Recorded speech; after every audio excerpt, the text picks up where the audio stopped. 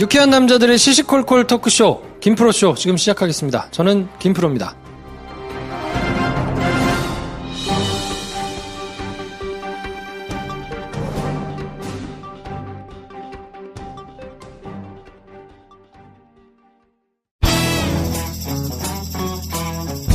서초동 감식반장 김프로.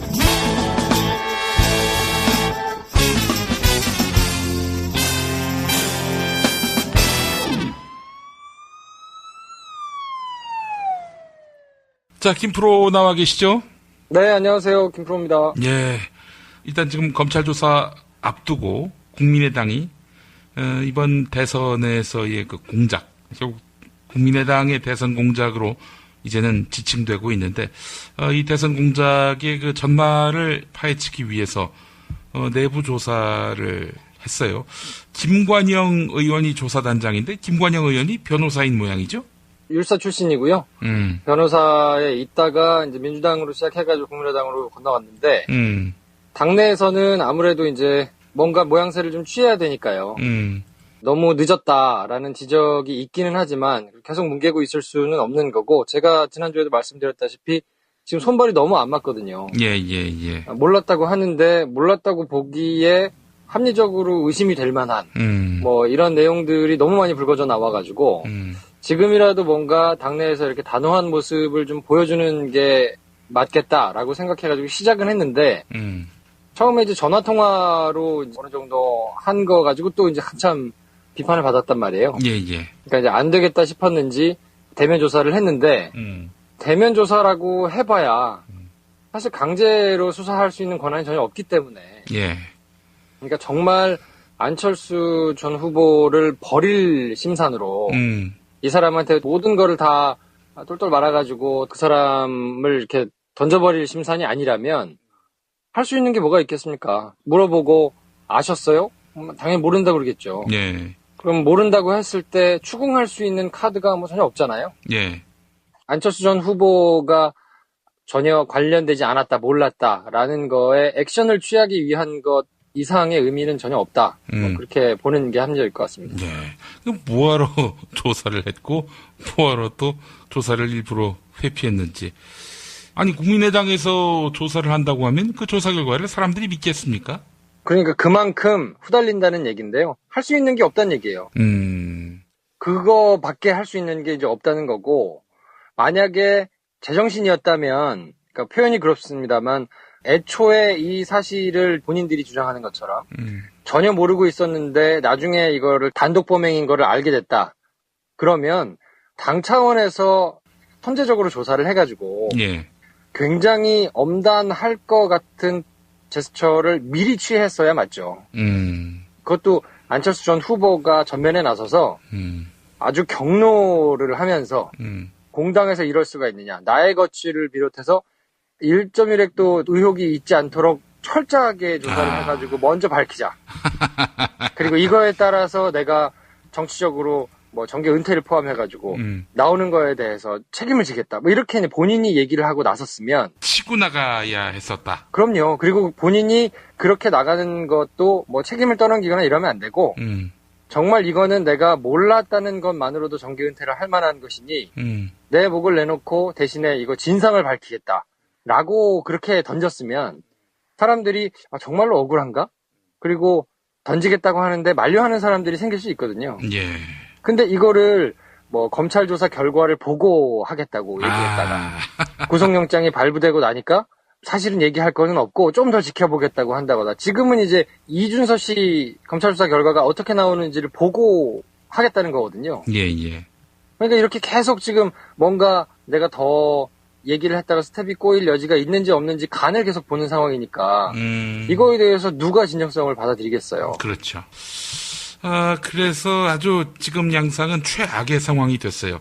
근데 안철수 전 후보의 뭐 정치력 또 정치 근육 이런 것들이 뭐 거의 전무하기 때문에 빚어진 일로 그냥 단정하기에는 측근 이유미 씨의 행동이 가공할 만한 그런 범죄예요. 선거 범죄. 이거를 본인과 무관한 것으로 이렇게 선을 그으려고 해도 이게 좀 그어지지가 않는 상황이고요. 근데 뭐 일부 보도를 보니까 자원봉사자였을 뿐 나와 가깝지 않다. 이런 식으로 안철수 전 후보가 이유미 씨하고 선을 긋는 또 이런 뉘앙스의 발언이 나왔다는 게 있어서 공분을 사더라고요. 이런 정말 나쁜 사람이 다 있나 뭐 이렇게 비난하는 목소리도 나오고요. 그러니까 계속 악수에 악수만 지금 두고 있는데 사실 뒤집어서 안철수 전 후보의 입장에서 생각하면 이해가 일면 되기도 합니다. 왜냐하면 던질 수 있는 카드가 정계 은퇴 카드밖에 없어요. 그러네. 예. 본인이 뭐 의원직을 던지겠다 할 수도 없죠. 예. 의원직 그만 안 하겠다고 했으니까. 그러면 정계 은퇴 말고는 본인이 뭔가를 던질 수 있는 수가 없기 때문에 지금 상황에서는 사과를 하는 게 아무런 의미가 없거든요. 예. 그러니까 안철수 전 후보 입장에서는 본인이 검찰 조사를 받고 뭐 사법 처리를 받던가 아니면 자기는 정말로 몰랐다 그래가지고 사법 처리 대상은 아니라 하더라도 그럼 이렇게 공당에서 뭔가 증거를 조작해가지고 대선에 이 난리를 부렸는데 이걸 아무도 책임을 안 지고 밑에 몇 명만 책임을 지고 지나간다는 건 말이 안 되잖아요. 예. 그러면 사법 처리가 아니면 정치적인 책임밖에 없는 건데 정치적인 책임을 본인이 질 수 있는 카드가 정계 은퇴 말고는 없거든요. 그렇죠. 그러니까 지금 이 상황에서는 본인이 나선다 하면 사람들이 다 그 정도 수준의 거를 기대할 텐데 그럼 본인이 나서가지고 뭔가 얘기를 하고 사과를 한다 하더라도 그럼 사과만 하면 끝이냐? 그럼 당신의 책임은 뭘로 어떻게 증명할 거냐라고 물어봤을 때 거기서 미적미적 대고 아무 일 얘기 안 하고 그냥 이렇게 쑥 지나가면 오히려 여론은 더 악화되고 본인의 정치적인 생명은 더 줄어들 게 뻔하기 때문에 지금 본인 입장에서는 죽을 맛일 거예요 아마. 1년의 당원권 정지 이런 거 어떨까요? 이걸로는 부족하면 한 2년으로. 그럼 뭐 김용민 씨한테 자유한국당 2년 정지 주는 거랑 비슷한 거 아닐까요? 하여간 참 지금 답이 없어요. 근데 저는 또 이제 주목되는 부분이 뭐냐면은 박주선 위원장 이 사람이 여기저기 인터뷰 다 하더군요.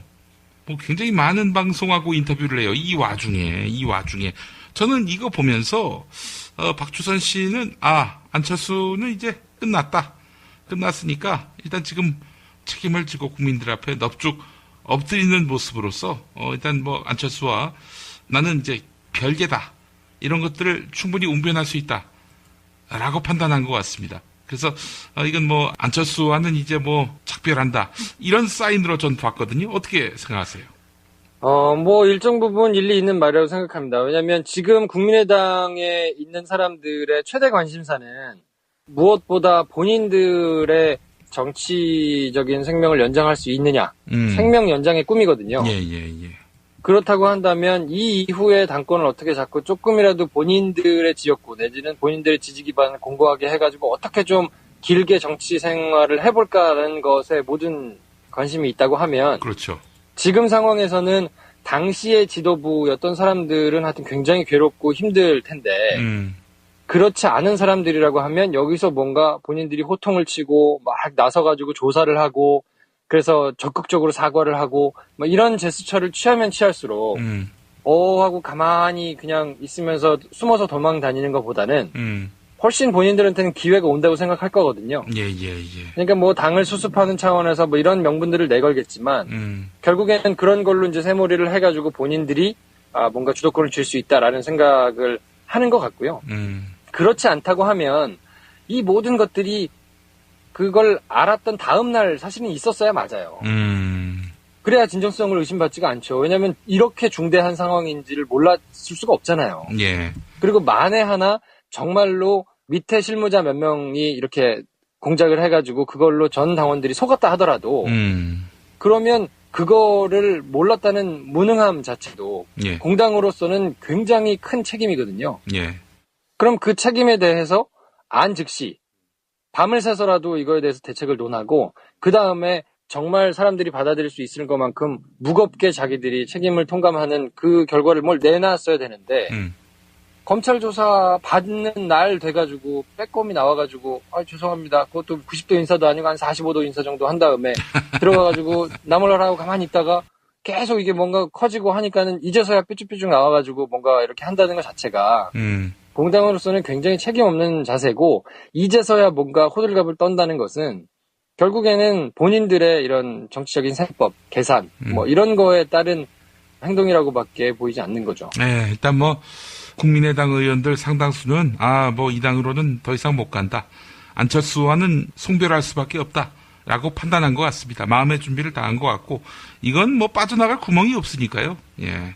지금 상황에서는 설사 이용주 의원까지 올라가지 않는다 하더라도 이준서 씨 정도에서 만약에 그친다고 하더라도 그래도 어쨌든 누군가는 정치적인 책임을 져야 되는데 그 정치적인 책임이라는 것이 안철수 전 후보의 정계 은퇴 말고는 국민들이 상식적으로 납득하고 받아들일 만한 다른 수가 없기 때문에 예. 내 자리는 그대로 두고 그냥 나는 정치활동을 계속하면서 미안해요 라고 하는 것이 사람들한테 받아들여지겠습니까? 만약에 그거를 본인은 그렇게 주장할 수는 있겠다고 보는데 저는 오히려 정계 은퇴를 선언할 가능성은 매우 낮다고 보는데요.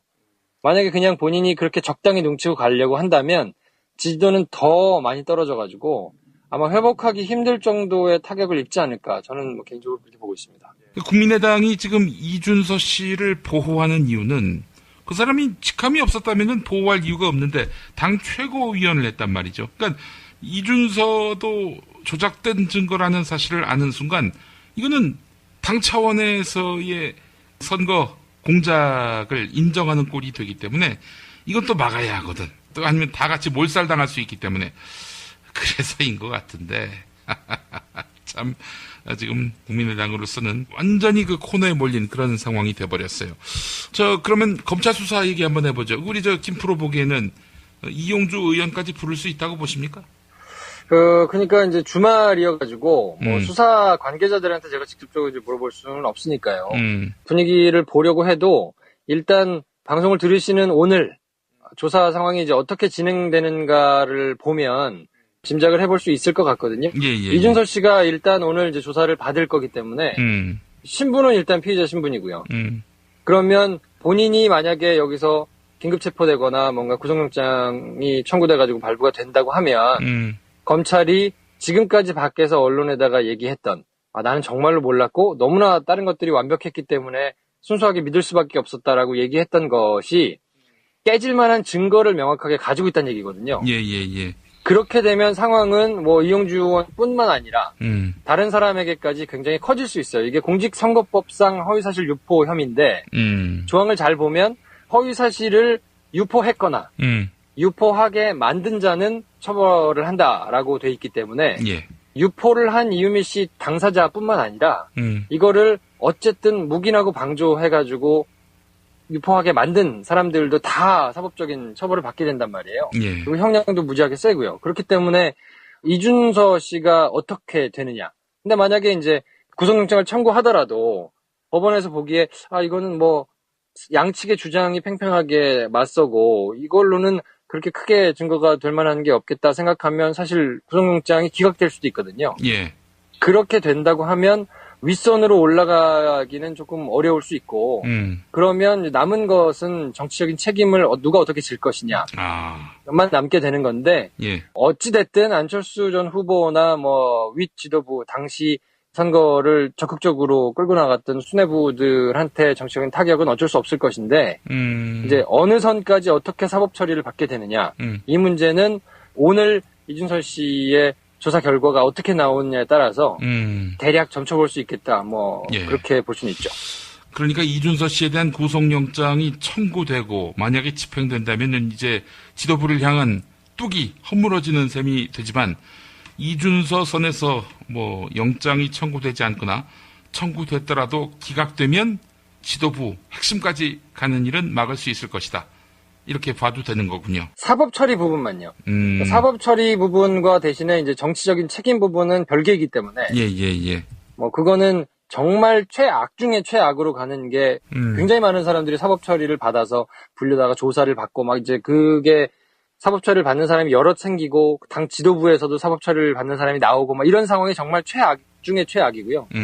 그렇지는 않고 이준서 씨 정도에서 이렇게 정리가 되면서 사법 처리는 실무자선에서만 받고 나머지 이제 대표성을 갖는 사람이 정치적으로 책임을 지는 구도 정도가 지금 국민의당에서 가질 수 있는 최고의 방법인 거죠. 최선인 거죠. 예. 그렇기 때문에 그거를 만들기 위해서 진상조사단도 만들어가지고 뭔가 조사하는 액션도 취하고 나름대로 열심히 언론 플레이도 하고 하는 것들이 실무자선에서 사법 처리를 받고 나머지는 대표성을 가진 누군가가 정치적인 책임만 지는 요 구도를 만들기 위해서 지금 노력을 하는 건데 그게 이제 오늘 조사 결과에 따라서 어떻게 되는지 봐야 되니까 조금 예의주시하면서 좀 볼 필요가 있습니다. 어떻게 전망하세요? 뭐 어디 검찰의 분위기를 뭐 파악한다 한들 그게 정설일 수는 없는 것이고 우리 김프로의 그 감각으로 봤을 때 안철수 후보까지 조사받는 상황이 올 거라고 보십니까? 조사받는 상황쯤 되면은 사실 정계 은퇴는 뭐 불가피해지는 거 아니겠어요? 저는 그냥 정말 개인적으로 박근혜 정권을 지나면서 우리나라의 상식의 수준이 거의 뭐 뚝이 무너지듯이 너무 후퇴했거든요. 예. 품격도 없어지고, 예. 뭔가 이 안 좋은 말로 가오도 없어지고, 야 이거는 이럴 수가 있나 싶은 일들이 너무 많이 일어났기 때문에 정치에 있어서도 사람들이 낯짝이 너무 두꺼워진 거예요. 예. 근데 저는 개인적으로는 사법적인 뭐 처리가 어떻게 되든지 상관없이 안철수 씨가 빨리 나와서 본인이 정치적으로 무겁게 느끼고 있는 만큼 그 무거움에 상응하는 정치적인 책임을 본인이 지겠다 하고 행동하기를 저는 바라거든요. 그렇게 돼야 그나마 공당으로서 이렇게 조작을 하고 어쩌고 새 정치를 외쳤던 사람들이 그렇게 구태 정치를 했던 것에 대해서 그나마 사람들이 결자 해지하고 가는 모습을 보면서라도 뭔가 좀 희망을 볼 텐데 그렇지 않고 뭔가 계속 이렇게 뒤로 계산하면서 지지부진하게 끌고 뭐 이렇게 한다 그러면 박근혜 정권에서 보였던 그 품격 없는 정말 구태 정치인들의 모습을 그대로 보는 셈이거든요. 그런 상황까지는 안 오기를 바랍니다. 아니 전망을 해달라고 그랬지 비평을 하면 어떻게 될 것 같아요? 이렇게 이제 계속 얘기하는 건 모르겠다는 얘기지. 모르겠다는 얘기가? 말을 못 알아들어. 왜냐면 지금 주말인데 내가 어떻게 알아 이 사람아. 그래. 아니 근데 감으로 김프로의 감으로 뭐 틀린다고 누가 뭘 할 사람 아무도 없어요.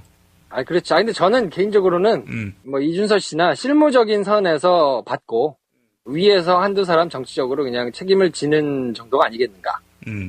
지금까지 수사 상황으로 봐가지고 뭐 그 정도 생각을 하고 있는데 네. 한 가지 변수는 이준석 씨의 그 여러 가지 물건들을 다 압수해가지고 지금 분석을 했거든요. 예. 거기서 이제 대박인 게 하나 나오면 완전 다 폭파되는 거죠. 또 그리고 저 이유미 씨가 어이씨 나만 다 온팡 뒤집어쓰라는 게 말이 되는가 이러면서 다 토로하면은 그러면 그때 또 어떻게 할 거예요 그건? 그렇죠. 어쨌든 불러다가 조사는 해야 될 텐데 뭐 불러다가 조사를 하더라도 물증으로 떨어지거나 아니면 이렇게 객관적으로 볼 때도 말이 되는 이런 것들이 없다고 한다면 그냥 밑에 사람들 정도 뭐 사법 처리를 받고 위에 사람이 정치적인 책임을 지는 정도가 될 텐데 그래서 저는 오늘 결과를 일단 보고요. 그리고 이제 또 뭐 이런저런 사람들한테도 조금 좀 빨대 좀 꽂아가지고 간 좀 보고 그 다음에 전망을 다시 하겠습니다. 남부지검에 좀 빨대가 있어요? 빨대가 있었으면 제가 기사를 썼겠죠. 그래요. 남부지검 수사에 중앙지검이 감나라 배나라 할 수 있습니까? 그렇게 되기는 어렵죠. 왜냐하면 대검에서 이제 보고를 받고 뭔가 이렇게 지휘를 하고 하기 때문에 대검에서 이렇게 얘기는 할 테지만 중앙지검하고는 뭐 전혀 저기가 없거든요. 그러니까 만약에 뭐 동향을 파악한다거나 아니면 뭐 자문을 구한다거나 뭐 이런 게 정말 개인적인 인연으로 뭐 이렇게 선후배한테 묻고 답하고 뭐 이런 것들은 있을 수 있어도 공식적으로 이렇게 뭐 지휘를 하거나 영향을 미치거나 이럴 수는 없기 때문에 중앙지검하고는 전혀 상관없습니다. 알겠습니다. 자, 내일 방송에서는 우리 김프로가 남부지검의 그 동태, 흐름 이걸 좀 면밀히 파악해서 말씀해 주시기 바라겠습니다. 야, 휴가 가야 되겠네. 휴가를 가? 이거 너무 세게 훅 던지는 거 아닙니까? 그러면 이제 또 제가 김프로의 그동안에 방송했던 소리들을 엮어가지고 제 마음대로 편집을 해서 그런 능력자야 내가. 아무튼 뭐 열심히 해보겠습니다. 예, 알겠습니다. 자, 김프로 수고하셨습니다. 네, 내일 뵙겠습니다.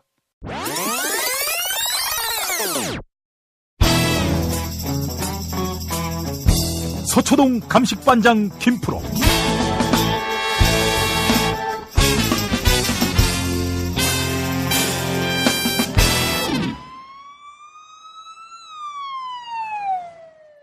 자, 김프로 나와 계시죠? 네, 안녕하세요. 염전노예 김프로입니다. 이런 말도 안 되는 소리라고 있어. 자꾸 이렇게 부정적인 이미지를 확산시키면은, 저도 이제 나름 응당한 조치를 취할 생각입니다. 협박하실 게 아니라 예. 처우를 좋게 해주셔야지. 아니 무슨 아직 출연료도 들어가지 않았는데 처우 얘기야? 이게 출연료만 처우가 아니잖아요. 녹음 시간이 자정을 넘어서고 말이에요. 새벽 5시에 녹음을 밥 먹듯이 하고. 자, 우리 밤 12시에 녹음하자고 한 사람이 누구였죠? 김프로. 우리 9-6 그 시간 안에 합시다 그러면은. 좋아요. 초과 근무 수당 이런 거 해주세요. 초과 근무? 아니 지금 하루 15분 녹음해놓고 무슨 초과 근무야? 어? 녹음 시간은 자기가 정해놓고. 예, 하여간 이런 을들의 폭거 이제는 좀 개선이 필요합니다. 자, 김프로 전격적으로 검찰총장 후보자 그 이름이 거론됐습니다. 네, 이제 4명이 최종적으로 이제 추천이 됐는데요. 네. 소병철, 문무일, 오세인, 조희진, 존칭은 생략했습니다만, 4명이 이제 추천이 됐고요. 예. 검찰 뉴스를 아주 유심히 보셨거나, 아니면 관계된 분들이야 내용을 아실 수 있겠지만, 그렇지 않은 분들은, 이 사람들이 뭐 하는 사람들인가 사실 알 기회가 없으실 거기 때문에, 예. 이 4명에 대한 이야기들을 조금 소상하게 소개를 해드리는 게 좋을 것 같다. 예. 그런 생각이 들더라고요. 알겠습니다. 자, 일단 지난 정부 검찰이 권력의 끈앞풀일 때 그때 부역했던 사람은 누가 있습니까? 딱히 없습니다. 그래요? 네, 딱히 없기 때문에 추천이 됐죠. 그래요. 그래서 각 분야에서 나름대로 이제 한 칼을 하시는 분들이 골고루 추천이 됐거든요. 그래서 이제 검찰 내부에서는 크게 보면 기획통이다, 특수통이다, 공안통이다, 요렇게 이제 통들을 3개로 나눠가지고 보통 얘기를 하잖아요. 예. 그게 뭔지는 이제 대충은 한 번씩 들어보셨을 텐데, 무슨 통이다라고 이제 불리는 거는 그쪽 관련된 업무를 여러 차례 하면서 경험이 많다, 이런 뜻이거든요. 예. 근데 이제 기획통이라고 하면 아주 쉽게 얘기하면 말판을 놓는다든지, 큰 그림을 그린다든지, 예산과 조직을 만든다든지, 이런 거, 그러니까 브레인 역할을 하는 그런 부서를 주로 돌아다녔다는 얘기고요. 예. 그러니까 대검이라든지, 법무부라든지 이러는 데서 주로 이제 조직과 예산과 무슨 법무행정과 이런 걸 이제 담당하는 부서들을 많이 돌아다녔다. 이런 얘기를 할 때 이제 기획통이라고 보통 부르고요. 예. 근데 이 기획통에 해당하는 분이 소병철 후보입니다. 예. 출신은 호남이고요. 그리고 특수통이라고 하면 여러 차례 들으셨으니까 기업 수사라든지 정치인 수사라든지 이런 이제 커다란 수사, 아주 세간의 관심을 크게 끄는 그런 수사를 담당해가지고 예. 칼을 휘두르고 손에 피를 묻히고 이런 이제 수사의 역할을 하는 게 특수통인데 예. 이 특수통에 해당하는 분이 문무일 후보고요. 이분 역시 호남 출신입니다. 예. 그리고 공안통이라고 해서 공안부서에 이제 주로 담당했던 사람들 공안통이라고 부르는데 이제 공안하면 뭘까 이렇게 감이 잘 안 오시는 분들을 위해서 좀 쉽게 설명을 드리면 대공사건, 또 노동사건, 그러니까 노조 관련된 이런 거 노사 사건, 예. 그리고 선거 사건 이런 것들이 이제 대표적인 공안에 해당하는 거거든요. 예. 그러니까 요런 부서를 돌아다니면서 이런 사건을 주로 담당했던 공안통이 오세인 후보예요. 이분은 강원도 출신입니다.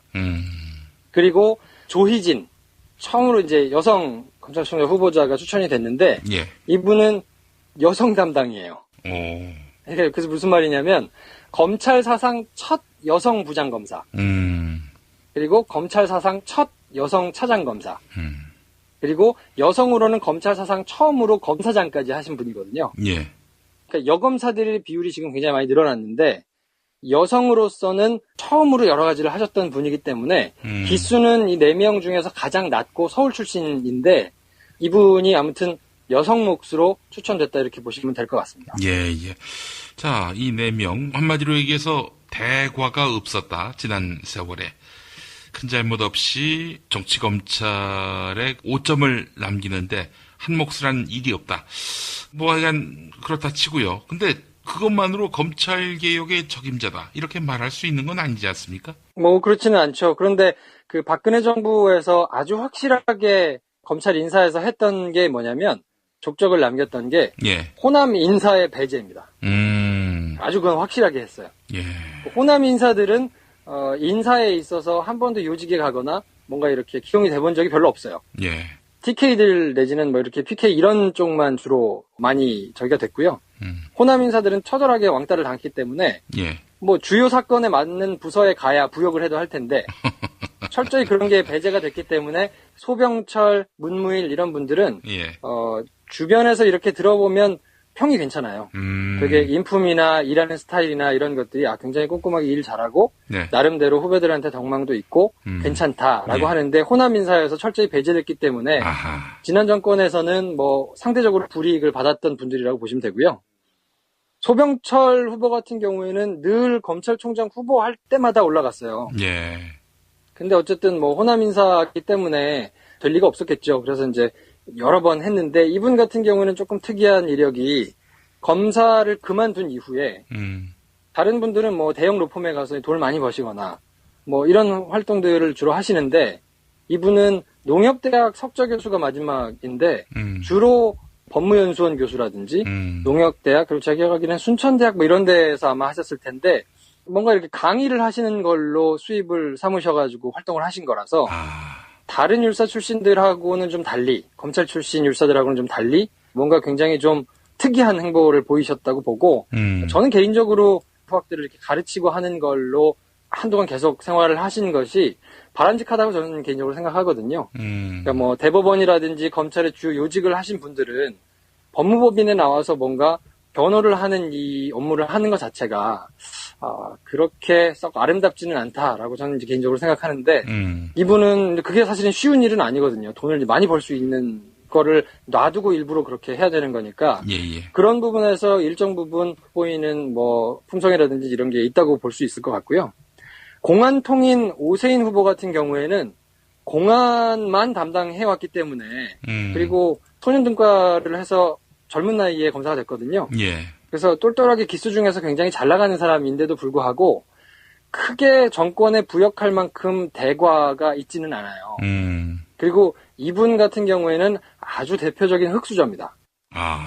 강원도 깡촌에서 서울대 법대 나와가지고 본인이 굉장히 이렇게 자수성가한 스타일이어서 예. 그런 거를 이제 높이 산 측면이 있을 거고요. 공안 검사들 치고는 아주 대놓고 지난 정부, 지지난 정부에는 공안 검사들이 아주 대놓고 그냥 부역을 한 경우가 굉장히 많았거든요. 그렇죠. 근데 그런 거에 딱히 걸릴 만한 게 많지 않은 공안 검사들 중에서는 그래서 그런 부분에서 좀 인정을 받고 있고 조희진 후보 같은 경우에는 아까 제가 말씀드린 대로 이제 첫 여성이라는 타이틀로 늘 이렇게 화제가 되어왔던 분이기 때문에 조금 마음에 걸리는 거는 이분이 이제 기수가 제일 낮아요. 이분이 19기고 소병철 후보가 제일 기수가 높아서 15기인데 예. 김순환 검찰총장이 16기였거든요. 예. 그리고 이제 문무일, 오세인 이분들이 18기. 그러니까 검찰 기수가 한 단계 낮아지는 걸로 총장을 본다 그러면 18기인 문무일, 오세인이 총장이 되는 것이 조금 자연스럽기는 한데 예. 19기까지 만약에 내려온다 그러면 이거는 뭐 아주 현실적인 문제니까요. 그게 뭐 바람직하냐 아니냐를 떠나서 보통 후배 기수의 검사들이 총장이 됐을 때 부담을 주지 않으려고 옷을 벗는 게 전통처럼 나와 있기 때문에 예. 그렇게 되면 너무 많은 사람들이 옷을 벗어야 되는 게 조금 있어서 그 부분에서 조금 걸린다 하시는 분들이 좀 있는 것 같고요. 조희진 검사장 같은 경우에는. 예. 근데 이제 그 부분은 문재인 정부에서 뭔가 여성 인재 발탁에 나름대로 의지를 가지고 있기 때문에 그런 면에서 뭔가 후보에 올라와서 이렇게 같이 경합을 벌이는 거는 좋은 그림일 수 있겠죠. 네. 그렇게 해서 아마 기획, 특수, 공안, 그리고 첫 여성 검찰총장 후보 이렇게 4명이 거론이 되고 있는 건데 내부적인 평가는 뭐 어느 분이 되더라도 신망이 괜찮고 또 일하는 업무 스타일도 괜찮아서 예. 크게 나쁘지 않다, 괜찮다라고 이제 생각을 하시는 분들이 많은 것 같고 저 개인적으로도 크게 무리 없다, 될 만한 분들이 후보로 올라간 것 같다. 예. 그런 생각을 하고 있습니다. 네 분 다 검찰 개혁의 적임자다. 이런 얘기죠? 그게 약간 좀 얘기하기가 좀 그런데 쉽게 얘기해서 피를 묻힐 수 있는 사람은 누구라고 보세요? 아마 4명 다 해야 된다 그러면 그거를 막 조직적으로 반대하거나 그러지는 않을 거예요. 왜냐하면 지금 검찰 개혁이라는 것이 일정 부분 전 국민의 굉장한 요구고 이 정부의 대단한 의지를 가지고 있다는 사실을 모르는 사람은 아무도 없거든요. 아마 쉽지는 않을 거예요. 오른손으로 칼을 쥐고 자기 왼손을 잘라야 되는 상황이기 때문에 그게 그렇게 마음 먹는다고 쉽게 막 되는 거는 아닐 거잖아요. 그리고 조직의 논리가 또 있기 때문에 조직 안에서 이렇게 성장을 해왔던 사람 같은 경우는 자기가 그 역할을 하는 게 쉽지는 않을 텐데 그래도 4명 다 공이 더 큰 뭐 인권이라든지 나라의 운영을 위해서 일정 부분 필요한 검찰 개혁이 있다. 그리고 네. 그걸 해야 된다라고 마음을 먹으면 그거에 조직적으로 반대해서 수를 쓰고 머리를 굴려가지고 분란이 일어날 걸 만들어내고 이럴 캐릭터의 사람들은 제가 보기에는 4명 다 그렇지는 않습니다. 그래서 이제 그걸 얼마나 본인이 적극적으로 의지를 가지고 막 할 것이냐는 좀 별개의 문제인 것 같고요. 예. 근데 그런 과제가 주어졌을 때 어쨌든 따라가긴 할 것이다. 제가 보기에는 넷 다 총장이 되기로 한다면 지금 총장이 된다는 얘기는 그 개혁 과제를 일정 부분 수행해야 된다라는 것을 동의한 사람만 갈 수 있는 거거든요. 예. 그러니까 4명 다 만약에 그런 법이 주어진다고 하면 제가 보기에는 뭐 크게 무리 없이 아마 따라가긴 할 것이다. 근데 검찰 개혁이라는 것이 검찰총장 한 사람의 의지만으로 되지는 않기 때문에 제가 보기에는 민정수석이라든지 법무부 장관이라든지 뭐 정부에서 굉장한 의지를 가지고 또 여론이 도와주는 상황에서 쭉 이렇게 한 방향으로 갈 때 예. 검찰총장이 하는 가장 큰 역할은 회방을 놓지 않는 거예요. 그러니까 조금 결이 튀는 이상한 수사를 한다든지 아니면 뭔가 정부에서 개혁 드라이브를 걸기 애매한 정부 인사가 관여된 이런 큰 사이즈의 수사를 한다든지. 그러니까 예전에 보면 노무현 정부 때 송영수 검찰총장이 내 목을 치고 가라 이러면서 수사를 했는데 예. 대선 자금 수사를 하니까 사실 그 명분을 반대할 수가 없잖아요. 전 국민이 환호하는 수사이기는 했지만 그거를 일정 부분 검사들이 자기 검찰 개혁을 막는 용도로 어느 정도 사용을 한 측면이 있거든요. 그러니까 그렇게 어깃장을 놓으면서 뭔가 안 끌려가려고 막 애를 쓰면서 회방을 하는 역할만 하지 않아도 검찰총장으로서 개혁의 물꼬에 그냥 동조해서 발을 맞춰서 이렇게 나가는 것 자체만으로도 의미가 있는데 제가 보기에는 4사람이 그거를 조직적으로 반대하거나 그럴 캐릭터들은 아니기 때문에 일단 뭐 후보 선거는 잘 된 거 아니냐 저는 그렇게 생각합니다. 총평이 그러하시군요. 알겠습니다. 검찰 내부의 조직적 개혁 저항 세력 이들과의 싸움도 새 검찰총장의 몫이 된다면 몫이 아닐까 하는 생각도 드는데요. 그런 측면을 본다고 하면 과연 검찰총장이 청문회를 얼마나 잘 통과를 할 것이며 그래서 청문회를 통과해서 지금은 이제 중수부가 없는 상황이니까요. 예. 서울중앙지검에서 일어나는 여러 가지 특수수사나 뭐 이런 것들을 잘 이렇게 매니지하면서 검찰 개혁과 아주 튀지 않고 뭐 이런 거를 또 그렇다고 수사를 막 찍어 누르거나 뭐 정권이 원하는 방향으로 수사를 하는 거는 또 맞지 않는 일이기 때문에 예. 그런 거에 수위를 잘 조절하면서 나갈 수 있는 사람이 누구일 것이냐.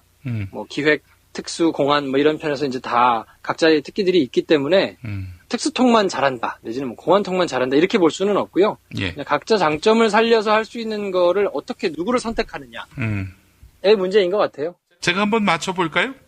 그러시죠. 예. 저는 소병철 후보 유력하다고 봅니다. 이야, 그거 어디 뭐 근거에 있는 겁니까? 제가 또 감이 또 촉이 보통이 아니지 않습니까? 김엄마의 촉이 얼마나 좋은지를 한번 그럼 보시죠. 예. 자, 김프로 오늘 말씀 잘 들었고요. 내일 또 뵙도록 하겠습니다. 네, 내일 뵙겠습니다.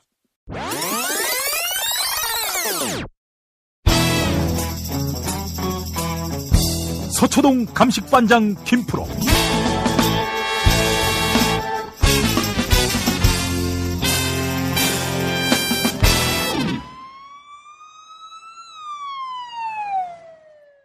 자, 김프로 나와 계시죠? 네, 안녕하세요. 김프로입니다. 예.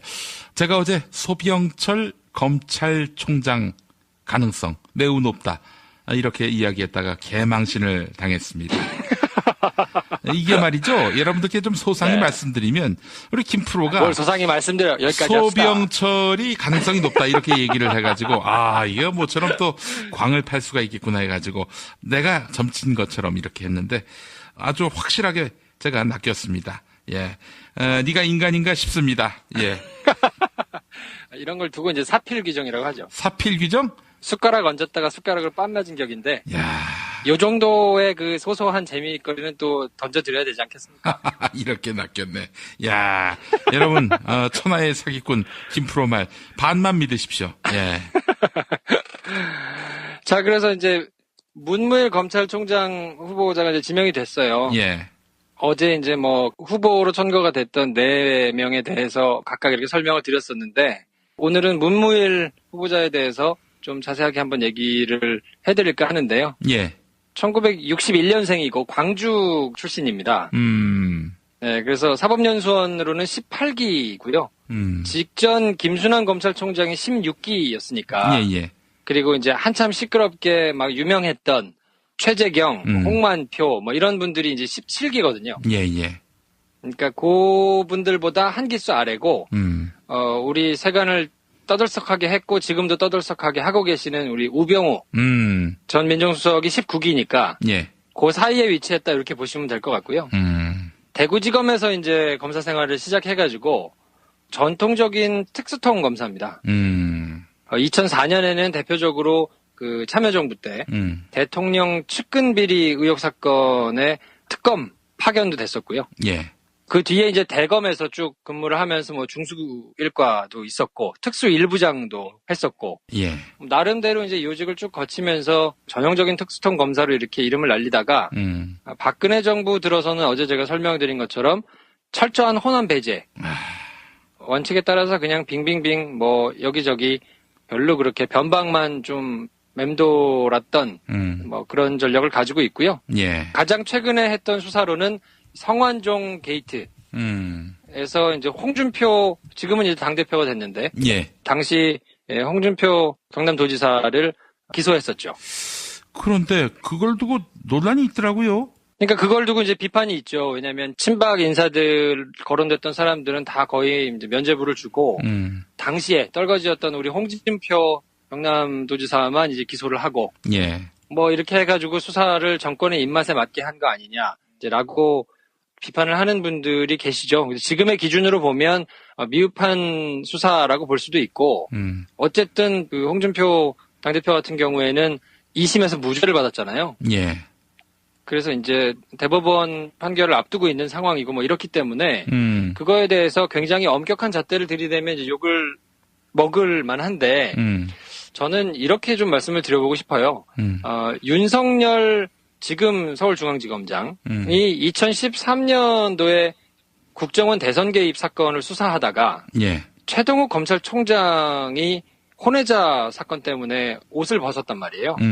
근데 그때 옷을 벗은 게 거의 뭐 굉장히 심하게 얘기하면 속옷을 벗겨가지고 길바닥에다가 내동댕이 친 격이거든요. 예. 완전히 뭐 있을 수 없는 방식의 그러니까 저널리즘 측면에서 봐도 기사 요건이 안 되는 기사를 써서 거의 공작에 협공을 거듭하면서 해가지고는 결국 몰아냈고 그리고 그 당시에 대선 개입 수사를 했던 뭐 전통적인 특수통 검사들은 전부 다 귀향을 보냈고요. 그리고 그 이후에 인사가 있을 때마다 아주 처절하게 짓밟았어요. 윤석열 검사 같은 경우는 그 뒤로 수사할 수 있는 부서에 못 가고 계속 고검에만 전전하면서 놔둬서 실제로 본인의 마음고생이 굉장히 심했었고 그리고 뭐 그 밑에서 근무했던 검사들도 전부 하나같이 다 한직으로 보내가지고 거의 완전히 그냥 짓밟았거든요. 아니 왜 그렇게까지 했을까요? 알아서 기라 이거죠. 너희들이 정권의 입맛에 맞지 않게 수사를 하고 우리가 내리는 가이드라인에서 벗어난 수사를 하려고 까불면 이렇게 된다라는 걸 아주 처절하게 보여줬거든요. 예.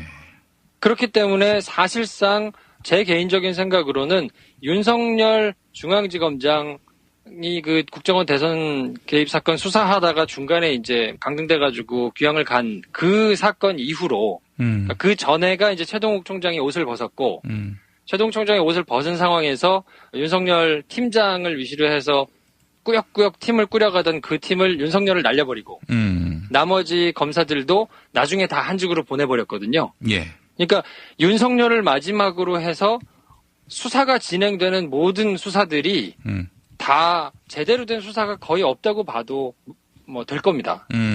그 정도로 진행이 됐어요. 그리고 광주에서 진행이 됐던 해경 1, 2, 3정장에게 업무상 과실치사를 적용하느냐 마느냐 그거를 두고도 그렇게 상식적인 거를 두고도 그 혐의를 기소하는 것이 목을 걸 만큼의 용기가 필요할 정도로 상식적으로 보면 말이 안 되는 거거든요. 그건 그냥 너무 기본 중에 기본인 수사인데 예. 그런 기본적인 수사를 하는 것 자체가 본인의 목을 내놓고 수사를 할 만큼 용기를 가져야 할 만큼 예. 그렇게 검찰 조직을 완전히 뭉개버렸었거든요. 예. 그러니까 그런 상황에서 어제 제가 말씀드렸는데 호남 인사들은 철저히 바깥으로 돌렸다 그랬잖아요. 그런데 문무일 검사장이 예. 당시에 성완종 특별수사팀장을 했단 말이에요. 예. 그게 무슨 의미 같으세요? 너 죽어라 이거예요. 철저히 한직으로만 돌리다가 이게 수사를 하면 어쨌든 수사 결과를 내놔야 되는데 예. 수사 결과를 조금 열심히 수사를 해가지고 정권 입맛에 맞지 않게 수사 결과를 내면 날려야 될 거 아닙니까? 예. 정권 입장에서는. 예. 근데 자기들이 신복으로 놓고 있는 TK를 거기다 앉힐 수가 있겠어요? 불편하죠. 예. 그리고 만약에 이제 수사 결과에 따라서 정권이 원하는 대로 뭔가 아사모사하게 그냥 정리가 되는 정도라면 예. 정권에서는 가만히 있겠지만 여론이 가만히 안 있겠죠. 그러면 여론에서 막 욕을 하면서 이렇게 수사를 엉망으로 하냐 하면서 욕을 먹고는 그 비난을 네가 다 가져가라는 거죠. 그래서 앉혀놓은 거예요. 문무일 당시 검사장을. 그러니까 수사를 미적미적 정권 입맛에 맞게 했다고 문무일 지금 후보자를 욕하는 거는 예. 하나만 보고 둘을 보지 못하는 우를 범할 수 있기 때문에 그거는 전체적인 그림에서 보면 맞지 않는 논리다라고 저는 개인적으로 생각하고요. 예. 그나마 성완종 리스트 수사가 그래도 홍준표라도 기소하고 뭐 이렇게 진행이 됐던 거를 보면 문무일 당시 팀장의 역할이 꽤 많이 좌우를 했고요. 그 상황에서도 뭔가 그래도 나름대로 특수수사를 할 수 있도록 후배들의 이렇게 모든 걸 이렇게 배려했던 걸로 당시 수사팀에서는 굉장히 사람들로부터 이렇게 좀 칭찬을 받고 있거든요. 예. 그렇게 조금 시각을 달리 해가지고 조금 보실 필요가 있을 것 같습니다. 예. 알겠습니다. 그런 맥락이 있었군요. 아니, 사실 그 성완종 리스트 수사 외에는 이 양반이 딱히 비판받는 대목이 없어요. 평소에 자기 관리를 굉장히 잘하시는 분이거든요. 그리고 이제 본인이 검찰 내부에서 호남 출신이라는 것 자체가 네. 그렇게 좋은 출신은 사실 아니거든요. 그러니까 늘 언제나 자기가 정권이 바뀌면 이제 공격당할 수 있다라는 생각을 가지고 있고 또 성정 자체가 워낙 유하기도 하고 사람이 굉장히 좋습니다. 젠틀하고. 예. 근데 이제 심지는 굉장히 고든 분이어가지고 강단이 있고 그래서 뭐 정말 전형적인 실력 있는 특수통 검사라고 볼 수 있고요. 지금 문재인 정부가 어저께 말씀드린 대로 이제 기획통, 공안통, 첫 여성 검사 그리고 이제 특수통 이렇게 각각 4명을 추천하고 그 중에서 특수통 검사를 뽑았다는 얘기는 예. 문재인 정부가 지금 가지고 있는 검찰 개혁 내지는 검찰 조직을 관리하는 데 있어서 우선순위를 어느 정도 엿볼 수 있는데요. 그 중에 가장 큰 거는 최순실 게이트를 잘 마무리하겠다. 라는 의지가 좀 있다고 보여집니다. 왜냐하면 지금 사실상 특수부를 가지고 있는 곳이 옛날에는 대검찰청의 총장 직속으로 중앙수사부, 그러니까 중수부가 있었는데 지금은 중수부가 없어졌잖아요. 예. 그러니까 총장이 직할부대로 가지고 있는 조직은 없단 말이에요. 그러니까 가장 큰 규모의 특수수사를 할 수 있는 거는 윤석열 중앙지검장 휘하에 이제 특수부들이 있는데, 예. 만약에 특수수사의 궤를 잘 모르는 사람이 총장으로 앉아 있으면 윤석열 혼자서 이 모든 것을 다 거머쥐고 가기에는 조금 버거울 수 있거든요. 예. 그렇기 때문에 특수수사를 정말 잘 아는 사람이 손발을 맞춰서 최순실 게이트의 나머지 이런 것들을 좀 단단히 수사를 하라는 일종의 사인일 수도 있고요. 예. 그리고 또 이거는 뭐 천박한 영어로 일타쌍피라고 하는데 지금 107석이나 가지고 있는 자유한국당의 당대표가 우리 홍준표 대표가 되셨잖아요. 예. 근데 이분의 비위 사실을 가장 속속들이 알고 있는 분이 문무일 후보자거든요. 그렇죠. 예. 그래서 실제로 2심에서 무죄가 나왔을 때 예. 굉장히 본인이 흥분하고 분개했었어요. 왜냐하면 법리적으로 이건 말이 안 된다. 라면서 이제 본인이 모든 이런 걸 다 가지고 있을 거 아닙니까? 예. 그러니까 자유한국당 특히나 우리 막말 천사 홍준표 오빠께서 깜짝이야. 날 얘기하는 줄 알고. 예. 이 막말 일삼으면서 뭔가 이렇게 어그로를 끄는 역할을 담당하는 홍준표 당대표에게 예. 굉장한 부담일 수 있죠. 꼭 이게 무슨 표적 수사를 하거나 뭔가 이렇게 하지 않더라도 본인의 약점을 가장 잘 알고 있는 사람이 검찰에 있기 때문에 홍준표 대표 입장에서는 하여튼 굉장히 좀 껄끄러울 거예요. 심정적으로. 그렇다면은 이제 지금 대법원까지 간 거 아닙니까? 그 홍준표 네. 새 대표의 것이. 이 단계에서는 뭐 검찰이 따로 손쓸 도리가 없는 거 아닙니까? 그럴 수는 없습니다. 그럴 수는 없는데 저는 뭐 개인적으로 전망하기에는 양승태 대법원장 휘하에서 법원이 문제가 많이 있었거든요. 예. 그러니까 지금 표면으로 그렇게 많이 시끄럽게 드러나진 않았지만 경향신문에서 그때도 말씀드렸지만 이범준 기자가 계속 기자를 쓰고 있는데 판사들 내부에서 굉장히 부글부글 하거든요. 예. 그렇기 때문에 법원의 기류도 이제 어느 정도 바뀔 거라고 보고요. 그러면 파기환송이 될 가능성이 저는 상당히 높다고 봅니다. 야, 파기환송되면 이건 뭐 자유한국당이 빅엿을 먹는 셈이 되는 거 아닙니까? 그렇죠. 근데 아마 홍준표 대표는 그게 가장 지금 신경이 쓰일 거고요. 그렇게 해서 파기환송이 된다고 하면 그 재판의 공판 담당을 공소유지를 어쨌든 검찰에서 하거든요. 예. 근데 그 맥락을 잘 꿰고 있는 사람이 문무일 후보자이기 때문에 파기환송 된다고 하면 그 뒤에 돌아와서 대법원에서 유죄 취지로 파기환송을 한 것을 다시 무죄로 해가지고 법원이 올리는 경우는 잘 없거든요. 예. 그런 경우는 거의 없다고 보시면 됩니다. 그렇기 때문에 정치 생명이 사실은 끝날 수도 있고, 예. 뭐 그렇다고 한다면 지금 홍준표 대표 입장에서는 아주 고민이 많을 겁니다. 아, 이런 흐름이 있었군요. 홍준표 대표로서는 본인이 당대표가 된 날, 그 이튿날에 문무일 씨가 검찰총장 후보자가 된 상황. 매우 불쾌하겠어요.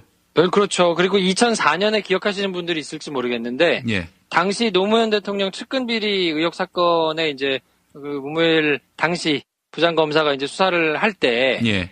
양도성 예금 증서를 하나 가지고, 그러니까 일종의 제보를 하러 갔었어요. 아, 이게 측근 무슨 저 비리에 관련된 CD다, 뭐 이러면서 이제 들고 갔다가. 아, 홍준표가? 네네네, 그렇죠. 그래서 직접 당시에 문무일 부장검사한테 그걸 갖다 줬어요. 이게 범죄 혐의가 있는 뭐 이런 거니까 수사를 해주시라 이러면서 갔는데, 예. 거기서 굉장히 세게 면박을 먹었어요. 뭐라 그랬냐면, 예. 이거 위조된 겁니다. 예. 뭐 이런 거는 가져오실 필요 없습니다. 예. 그러면서 이제 막 면박을 주면서 이제 그걸 했거든요. 그러니까 나와서 본인이 언론들 앞에서 이거 뭐 후배 검사한테 예. 되게 세게 훈계를 들었다. 뭐 이러면서 굉장히 불쾌하게 이렇게 얘기를 했던 게 있거든요. 예. 우리 김엄마 옛날 자료 잘 찾으시니까 예. 뒤져보시면 아마 그때 자료가 있을 수도 있어요. 예. 아이고, 이거 아주 재밌는 내용이네요. 몰랐습니다, 제가. 그러니까 아무래도 그 문무일 후보자하고는 그렇게 좋지 않아요. 그리고 얼마 전에는 성완종 리스트하고 홍준표 당시 도지사를 기소한다 이렇게 발표도 하기도 했었고 하니까 예. 홍준표와는 하여튼 깊은 악연이 있는 사람이라고 봐야죠. 예. 아이고, 알겠습니다. 오늘 아주 재밌는 말씀을 많이 해주시네요.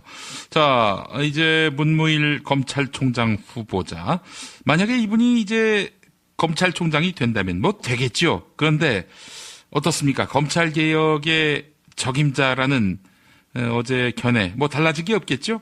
그럼요. 그리고 지금 문재인 정부에서 문무일 검찰총장 후보자에게 바라는 바는 아까 말씀드린 대로 이제 특수수사에 정통한 사람이니까 뭐 지금 적폐 세력들에 대해서 더 수사를 해야 될 부분을 확실하게 수사를 하겠다라는 의지와 더불어서 또 한 가지 중요한 건 뭐냐면 검찰 내부가 지금 어쨌든 그래도 개혁이 필요한 조직이기는 하지만 예. 굉장히 지금 벌집이 돼 있단 말이에요. 예. 지난 정부, 지지난 정부에서 검찰을 거의 뭐 정권의 개처럼 막 부렸기 때문에 검찰 조직 자체가 굉장히 많이 자존심의 상처도 받고 생채기가 많이 나 있어요. 예. 그렇기 때문에 지금은 어쨌든 개혁을 하려면 무조건 난도질만 한다고 되는 건 아니기 때문에 검찰 내부 조직을 잘 추스러서 갈 필요가 있거든요. 근데 그런 거를 하기에 후배들로부터 신망이 굉장히 있는 사람이기 때문에 예. 개혁 과제를 가지고 뭐 조국 민정수석이라든지 법무부 장관이라든지 뭐 이런 사람들이 이제 치고 나갈 때 뭔가 설득하고 우리가 이런 거에 발을 맞춰가지고 시대 정신이 그렇다라고 후배들을 설득도 하고 얼르기도 하고 뭐 이러면서 이제 가는 게 굉장히 중요한데 그 역할을 문무일 후보자가 할 수 있을 것이다라고 아마 생각을 했던 것 같고 그리고 사실상 그 노무현 정부 때 김종빈 전 검찰총장이 있었는데 이 사람 이후에 호남 출신으로 검찰총장이 나오는 게 12년 만이거든요. 예. 그러니까 인사적인 측면이나 여러 가지에서도 의미하는 바가 상당히 있어서 검찰 개혁을 하는 데 있어서 검찰 내부 조직을 하여튼 잘 이렇게 데리고 가는 사람으로서 제격이다라고 생각을 했을 가능성이 있어요. 왜냐하면 어제 말씀드린 대로 19기에 조희진 후보자를 만약에 올렸다고 하면 그러면 또 내부적으로 굉장히 또 반발이 있을 수 있거든요. 예, 예. 뭐 기수도 어리니까 많은 사람들이 나가야 되고 또 여성을 이 시기에 앉혀가지고 이게 되겠느냐부터 시작해가지고 내부에서 반발하는 사람 생겨가지고 뭐 옷 벗고 또 뭐 이거 하고 나가고 막 내부적으로 정리가 잘 안 되면 검찰에서 막 시끌시끌한 거를 어떻게 잘 안 되면서 이렇게 삐걱거려서 개혁이 되겠느냐 어쩌느냐 막 이러면서 이제 저기가 안 되면 얼마나 검찰 개혁을 하는데 힘에 붙이겠어요. 근데 이제 문무일 후보자가 그런 것들을 잘 싸매고 일사불란하게 나간다고 하면 검찰 개혁을 하는 데 있어서 훨씬 쉬울 수 있기 때문에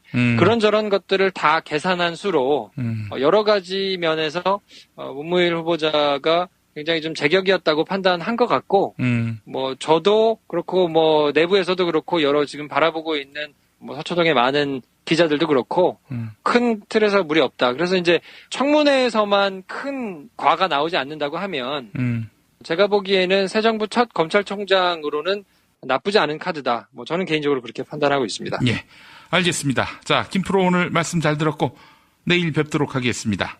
네, 내일 뵙겠습니다.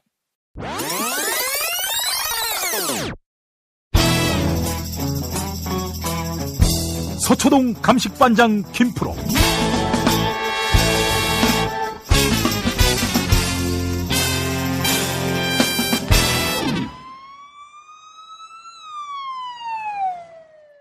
김프로 나와 계시죠?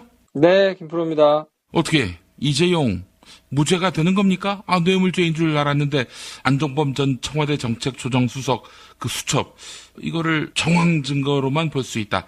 직접 증거는 안 된다. 이렇게 재판부가 입장을 정리해서 지금 많은 국민들이 충격을 받았습니다. 굉장히 기사 자체도 좀 어렵고요. 예.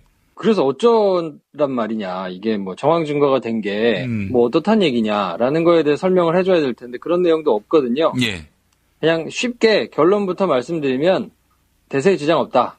그렇게 보셔도 됩니다. 정말입니까? 네. 왜냐하면 직접 증거가 안 되고 정황 증거가 됐다는 게 굉장한 의미를 갖는 것처럼 일부 언론들에서 썼어요. 일간지 중에는 조선일보만 썼고요. 예. 그리고 머니투데이, 데일리안, 뉴스핌, 뭐 글로벌 이코노믹 뭐 이런지 이제 인터넷 매체들이 조금 썼고 방송은 유일하게 MBC만 받았었고요. 그리고 방송을 지금 녹음하고 있는 방송 들으시기 전날 밤이니까 예. 지금 몇 분 전에 이제 연합뉴스가 썼거든요. 예. 요 흐름을 좀 잘 보면 이게 국면이 바뀌는 상황이 되기를 바라는 데만 쓴 거 아닌가 싶은 생각이 조금 들 정도로 MBC만 받았다는 점에서 일단 뭔가 좀 짐작이 됩니다. 제가 좀 소설을 써보자면 예. 새벽 1시에 재판이 진행되면서 나왔던 내용이거든요. 예. 그러니까 신문들이 이 내용을 뭐 판을 갈아가지고 막 쓰기가 힘들었을 테니까 조선일보가 열심히 해가지고 이제 썼을 수는 있는데요. 예. 그러면 이제 아침에 이렇게 뉴스가 나오고 인터넷에서 몇 군데 나왔기 때문에 이게 정말로 뉴스 가치가 있고 이렇게 뭔가 굉장히 재판의 큰 축이 뒤집어지는 결정적인 그래서 뭐 특검이 내놨던 게 무색해지고 좀 특검이 어려워지는 이런 상황이었다고 한다면 가만히 있었겠어요. 다른 데들이 낮에도 그렇고 석간 뉴스들도 그렇고 뭐 방송 뉴스들도 그렇고 다 쓰지 않았겠습니까? 예. 근데 다른 데서는 제가 찾아봤는데 나온 데들이 별로 없고 MBC만 유독 받았었고요. 예. 그리고 이제 그러다가 안 되니까 연합뉴스가 이 기사를 받아서 쓰면 연합뉴스의 파급력은 좀 있거든요. 왜냐하면 연합뉴스가 이제 뉴스 도매상이기 때문에 예. 그 여러 가지 속보나 이런 것들을 이제 기계적으로 다른 언론사들이 이제 도매로 받아가지고 이걸 고쳐서 소매로 내보내는 이런 형태인데, 그러다 보니까 이제 연합뉴스는 아무래도 좀 파급력이 있죠. 근데 연합기자가 거기에 없을 리가 없었을 텐데, 재판할 때. 그리고 오전 내내 계속 이렇게 있었을 텐데, 이걸 굳이 밤 늦게 받아가지고 쓴 걸 보면, 자연스럽지는 않다 이런 생각을 좀 들고요. 좀 설명을 드리면, 결국 검찰이 직접 증거로 이 수첩 내용이 채택되기를 바랬는데, 이게 뭔가 재판에 가가지고 재판부가 간접 증거로 채택한 거라 그러면 굉장히 큰 일일 수 있잖아요. 예. 근데 이 용어가 어렵잖아요. 직접 증거, 무슨 진술 증거, 간접 증거 막 이렇게 나오니까. 정황 증거 뭐 이런 것들. 네, 정황 증거 이렇게 나오니까. 근데 직접 증거라는 거는 뭐냐면 정말 직접적으로 이건 누가 보더라도 빼도 박도 못할 만한 증거다라는 게 직접 증거란 말이에요.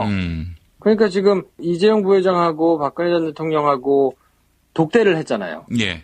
검찰이 증거로 제시한 건 뭐냐면 그 독대가 이루어지기 전에 쭉 청와대에서 준비했던 말씀 자료들하고 그리고 독대가 이루어진 다음에 나와서 박근혜 전 대통령이 안종범 수석한테 이렇게 하세요 하고 지시했던 그 수첩하고 다 이거는 간접 증거예요. 처음부터 직접 증거가 될 수 없어요. 직접 증거라는 건 녹음을 했거나 CCTV로 찍혔거나 아니면 그 자리에 배석한 사람이 직접 적었거나 아니면 이재용 부회장이 사실은 내가 거기서 청탁을 했어요 라고 그냥 인정을 한 경우 이런 것들만 직접 증거가 될 수 있고요. 나머지는 다 정황 증거입니다. 그러니까 빼박 증거만 직접 증거고 나머지는 다 정황 증거다. 그렇죠. 그러니까 이거 자체를 직접 증거로 인정받으려고 하지 않았을 거예요. 검찰도. 왜냐하면 이게 직접 증거가 아니잖아요. 예. 다만 전후로 여러 가지를 보여주는 정황 증거인데 이 정황 증거의 증거 능력이 얼마나 세냐 약하냐 그게 중요한 거죠. 이게 직접 증거냐 아니냐가 중요한 게 아니고요. 그렇군요. 근데 이거를 이렇게 설명을 막 하면 복잡하잖아요. 그렇죠? 예. 이거 머리 아프고 잘 모르겠어 라고 사람들이 생각할 걸 뻔히 알기 때문에 어려운 얘기를 막 써서 정황 증거로 법원이 채택했다. 그러니까 이런 얘기죠. 우리 김용민 브리핑을 하고 있는 김용민 돼지 엄마가 김용민 브리핑을 아침에 업로드하고 나서 아침밥을 먹었다. 예. 이렇게 기사를 쓴 거예요. 예. 그러면 이 사람이 원래 밥을 안 먹는 사람이거나 그 밥을 먹은 게 굉장한 일이어야 이게 뭔가 새로운 얘기인 거잖아요. 예. 그래서 아침밥은 맨날 먹는 거거든요. 근데 그거를 정색하고 막 기사를 쓰면 사람들 입장에서는 이렇게 기사에 나올 정도는 뭐가 있는 거 아니냐? 라고 받아들이기를 원한 게 아니었을까? 예. 라고 저는 해석을 해봅니다. 그러니까 아무 일도 아닌데 뭐 너무나 뻔한 일인데 여기에 쓸데없이 의미를 부여함으로써 재판에 영향을 미친다든지 재판을 바라보는 국민들의 시선을 다른 쪽으로 오도한다든지 뭐 그럴 목적으로 이거 정황 증거가 됐다. 삼성 이재용에게 유리하게 됐다. 이런 식으로 언플하고 있다라는 얘기군요. 그런 염원을 담았다라는 느낌이 저는 강하게 들고요. 뇌물죄는 크게 얘기하면 두 가지를 나눌 수가 있는데요.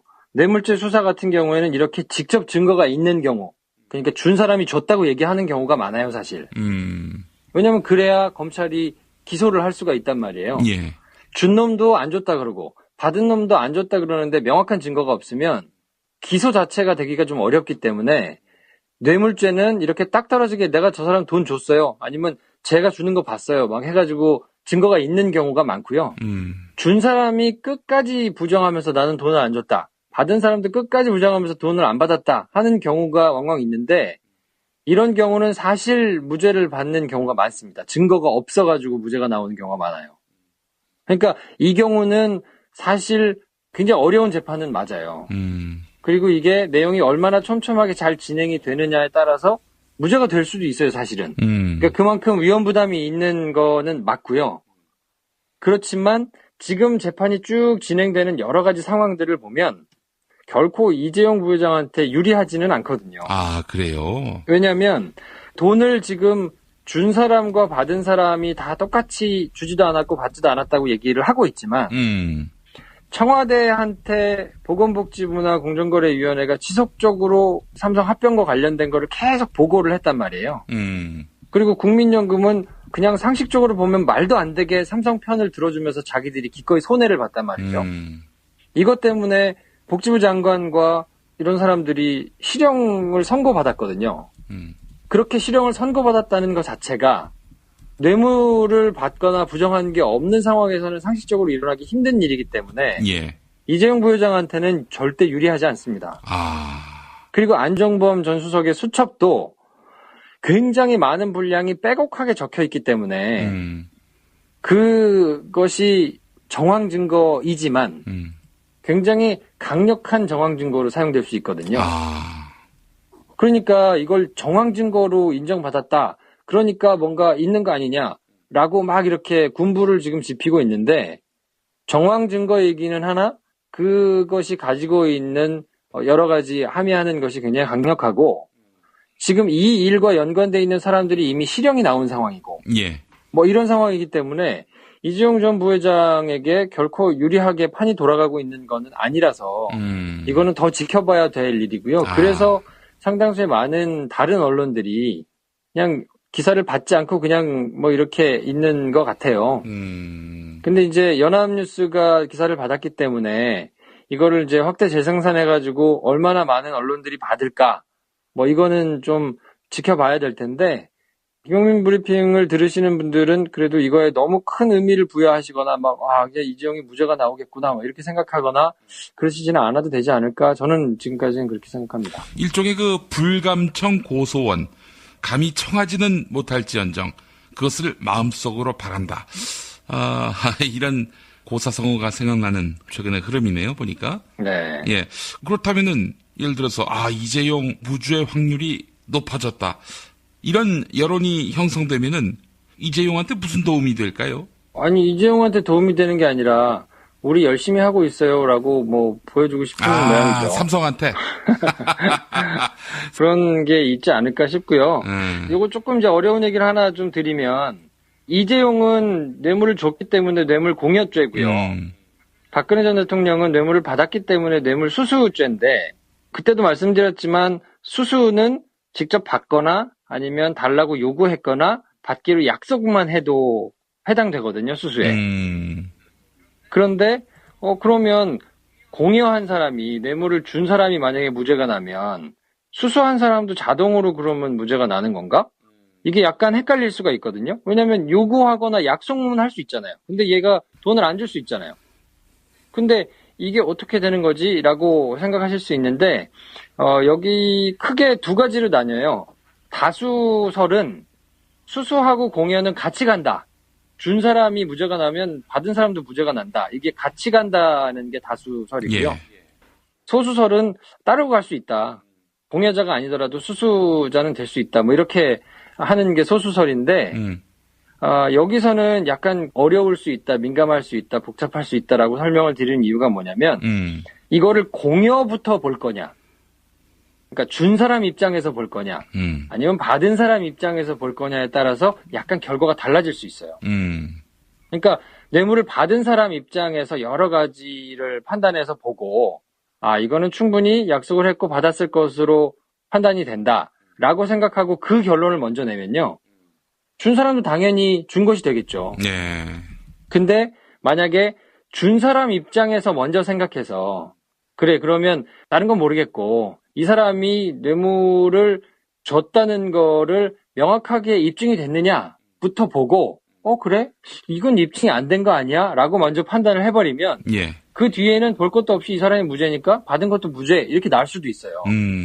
그러니까 재판장이 어떤 거를 더 핵심적으로 먼저 보고 어떤 거에 더 의미를 부여하느냐에 따라서 이거는 무죄가 될 수도 있고 유죄가 될 수도 있는 거라서 조금 사안을 더 지켜봐야 되는 상황이에요, 지금. 예. 그렇기 때문에 지금 이렇게 한 가지 방향을 정해놓고 막 호들갑을 떨거나 정황 증거가 채택됐기 때문에 뭐 이재용의 무죄 가능성이 커졌다 이렇게 호들갑을 떨 일은 사실 아닙니다. 오늘 김 프로의 이 말씀, 굉장히 안심이 됩니다. 그런데 이재용에게 무죄가 나도 박근혜도 무죄 판결을 받는 그런 일은 없겠죠? 쉽지 않죠. 왜냐면 지금 박근혜 전 대통령은 혐의가 굉장히 많아요. 18가지인가요? 뭐 네. 하여튼 뇌물죄만 해도 받은 것이 여러 개거든요. 삼성도 있죠, 롯데도 있죠, 뭐 SK도 있죠, 막 여러 개가 있기 때문에 그리고 액수가 제일 작은 게 89억이기 때문에 지금 이재용 부회장이 무죄 난다고 좋아하는 거는 삼성 사람들은 좋아할 텐데 지금 박근혜 전 대통령 입장에서는 그거 하나쯤 무죄 나는 게 그렇게 큰 대세 지장이 없을 만큼 위중한 상황이거든요. 그러니까 뭐 삼성 이재용 부회장이 무죄가 나면 박근혜가 완전히 무죄가 된다. 이게 아니기 때문에 그거는 너무 걱정 안 하셔도 될 것 같습니다. 예. 89억이 어느 정도냐? 이청년 인천교육감. 이 양반이 3억 뇌물수수, 1억 2천만 원 정치자금법 위반. 합치면 이게 4억 2천만 원 아닙니까? 네. 징역 12년이 구형됐습니다. 검찰에 의해. 예. 네. 89억이라면은 이보다는 훨씬 중한 죄 아니겠어요? 저는 뭐 89억 이런 건 잘 모르겠고요. 네. 우리 김용민 씨가 저한테 89만 원이라도 좀 줬으면 좋겠네요. 어떻게 알고 이렇게 출연료 지급일을 앞두고 이렇게 의표를 찌르는 그런 질문을 하셨네요. 예. 자, 오늘 이제 김프로하고 방송한 내용을 제목으로 한번 뽑자면은 이재용 무죄 개뿔이다. 나 김프로 믿어라. 이거 어떻습니까? 뭐 그렇게 하십시오. 뭐 그렇게 해가지고 만약에 안 나온다고 하면 예. 재판부를 욕해야지. 저를 욕할 건 아닌 것 같습니다. 예, 알겠습니다. 최소한 89억은 된다. 뇌물 받은 거 89억은 된다. 박근혜가. 그렇다면은 이 삼성의 400억이 인정되면 아유, 박근혜 누님은 다음 생에도 감옥 사셔야겠네. 어? 하여튼 그만큼 위중하다는 거니까 예. 이게 쉽지 않은 사건인 거는 분명하고요. 예. 그래서 하여튼 계속 예의주시해서 봐야 되는데 아직까지는 제가 볼 때 그렇게 어느 한쪽에게 유리하게 확 가거나 막 이런 게 아니기 때문에 예. 뭐 너무 호들갑 떨지 않아도 될 것 같고요. 네. 일부 언론들이 지금 이렇게 호들갑을 좀 떨고 있습니다만 이게 이럴 일인가 싶습니다. 예. 알겠습니다. 자, 김프로 수고하셨고 다음 주 월요일에 뵙겠습니다. 네, 다음 주에 뵙겠습니다.